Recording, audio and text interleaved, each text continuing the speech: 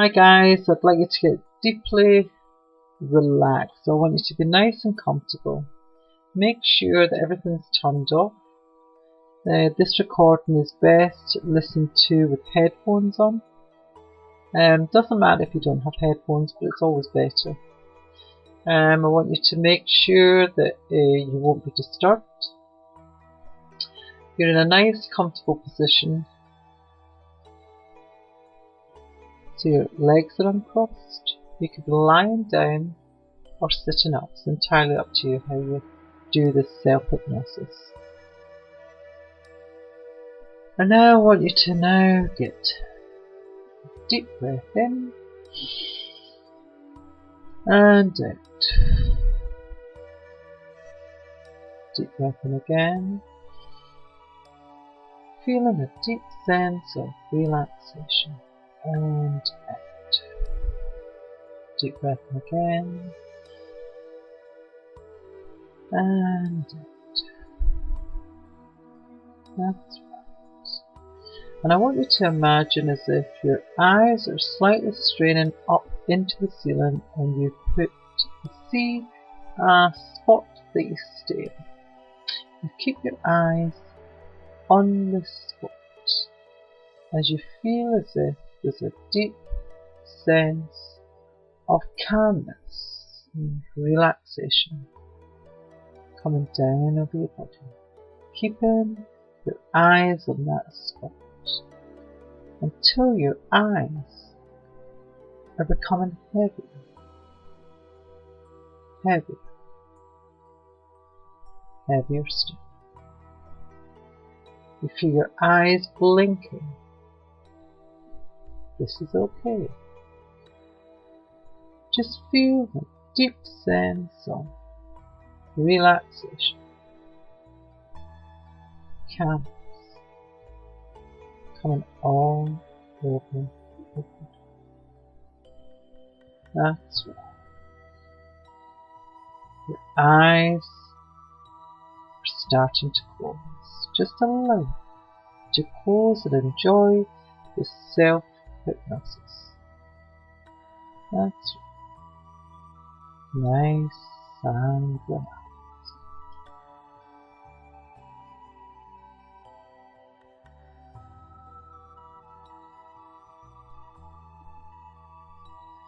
Every one of us has an inner child locked away inside of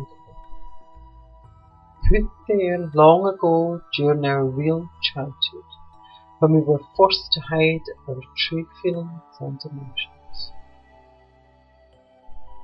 Your inner child has always been a creative, curious, playful being with a desire to belong. Like an untrained puppy, it might sometimes leap up in places when it shouldn't, hoping to be rewarded by a pat or a kind word, but instead, on receiving a reprimand, slouched back to its corner with its tail between its legs.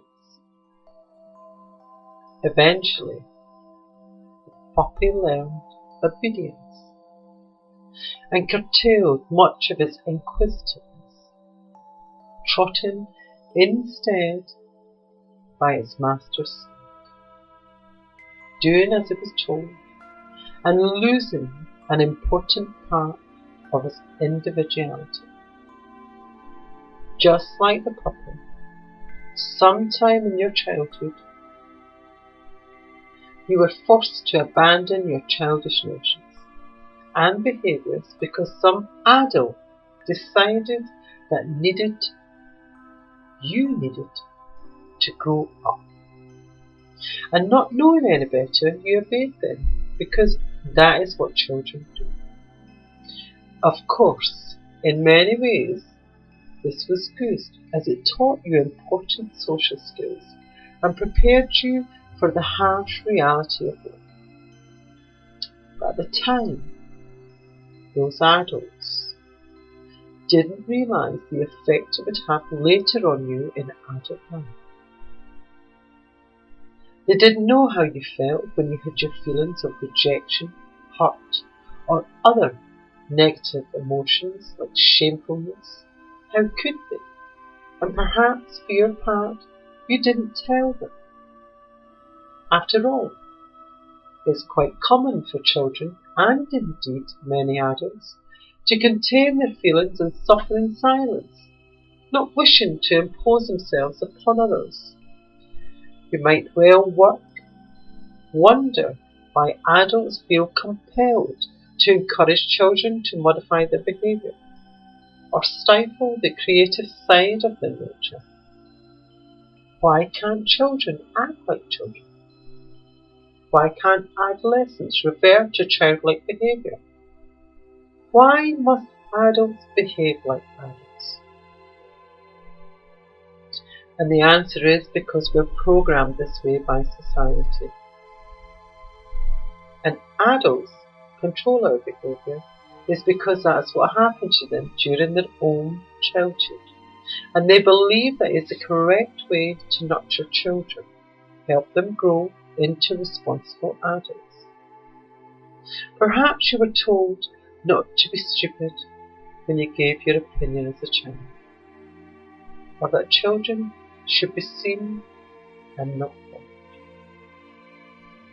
Maybe you received negative reactions instead of praise, praising you when you did something right, or perhaps the adults in your life constantly commented on or criticised your mistakes and perceived failures, which were really just you growing up.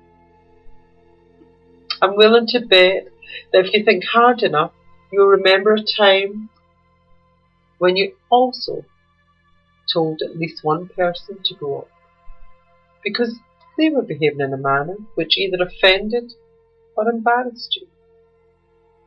But why should anyone have to change their behaviour just to suit another person's expectations?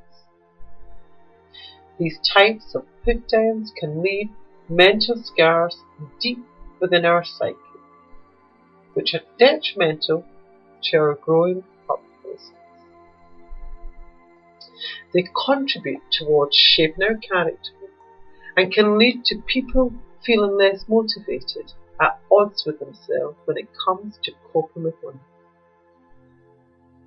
So, to get the best out of your life, you need to re-establish contact with your inner child. Invite it forward. Listen carefully to what your inner child has to say. Listen and learn more about your potential.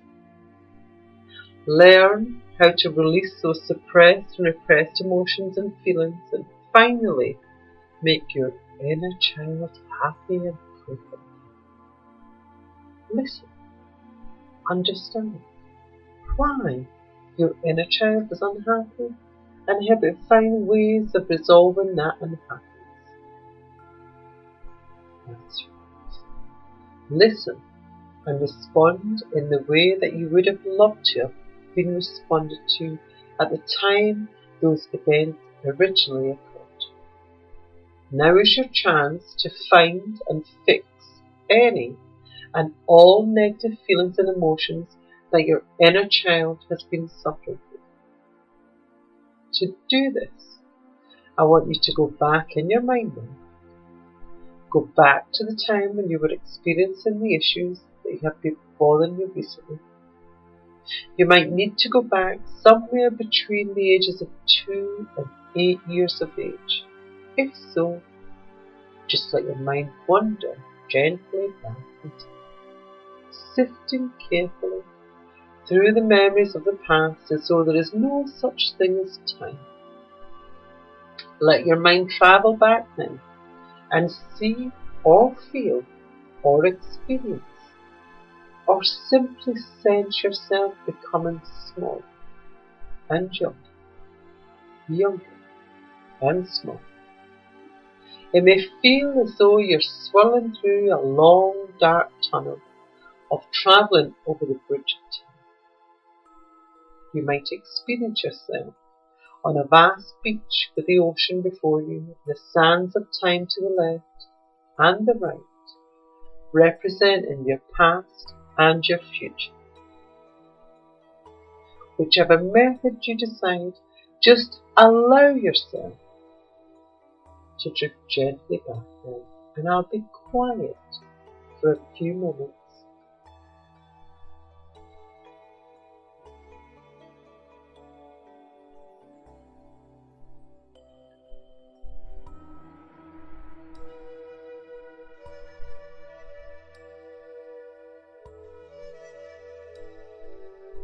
Good.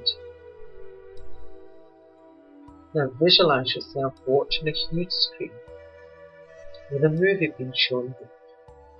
You're standing there in that house where you lived, the home that you knew as a very young child. Look around the room. Notice how it looks. See the window.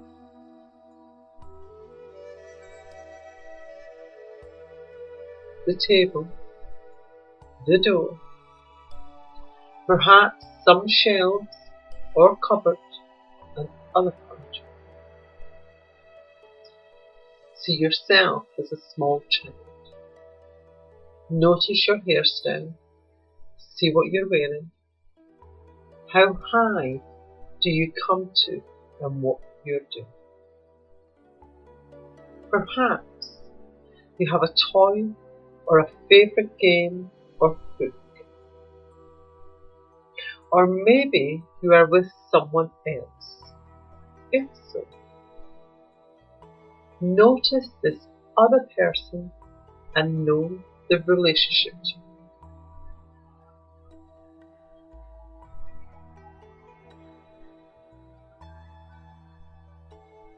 How do you feel? Are you upset or happy? Identify a time when something bothered you, but you had to suppress your feelings or emotions. And as you watch your child self on the screen, know that during the whole of this experience, the you that is here in this room at this present moment in time will not, I repeat, will not experience any distress at watching your inner child. Instead, there'll be feelings of calm and curiosity because you really want to learn more about your inner child and how to help it. And as you see or sense yourself at the time, something really bothered you. Perhaps you're experiencing strange feelings. Are you aware of what's happening? You may be frightened or upset. Or there may be other deep emotions. I want the adult you, who is here now listening to me, to go back and visit that young, innocent inner child. See yourself as you are now, stepping forward to meet your younger self. Introduce yourself to your inner child and quickly make friends with your child self. That's right. Put your arms around them, embracing them warmly and comforting them. Listen to your inner child's concerns and tell it that you understand. Reassure your inner child that you know they did their very best because you know it, they had always done their very best. Tell your inner child that from now on you'll be there for it whenever your child may need you. All it needs to do is knock on the door of your subconscious mind and you will instantly be there to calm and comfort, offer reassurance and guidance.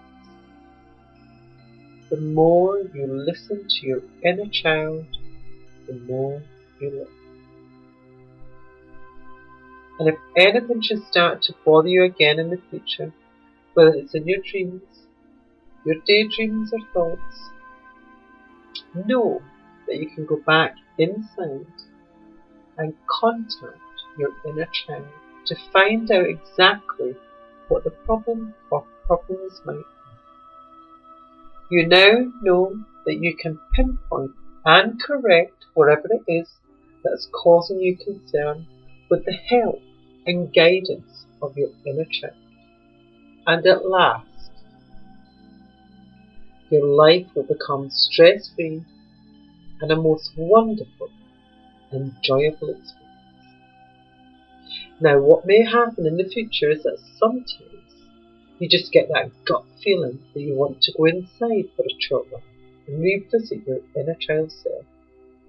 And although consciously you may not be aware that you are with your inner child, the deepest part of your mind experiences a feeling of total unity within, and this creates beneficial sensations of harmony, joy, content, and inner peace. Notice how you now feel differently about any and all feelings and emotions which may have been troubling you. Having made friends with your inner child, you instinctively sense that from now on, everything is going to be fine. Everything will all work out for the best as your subconscious mind continues to protect you in a way that allows you to develop your full adult potential. It's time now.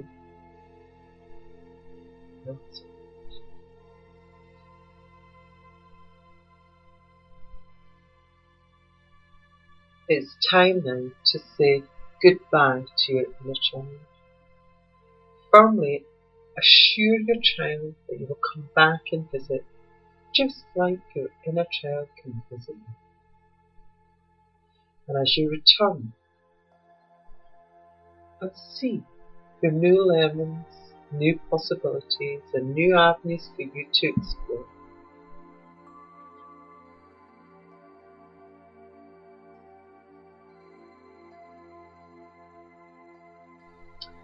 And when I count to 5, you will become fully awake, refreshed, nice and calm, and content and at peace, feeling so much better about yourself. 1, 2, 3, 4, eyes open, 5, wide awake. Enjoy your day.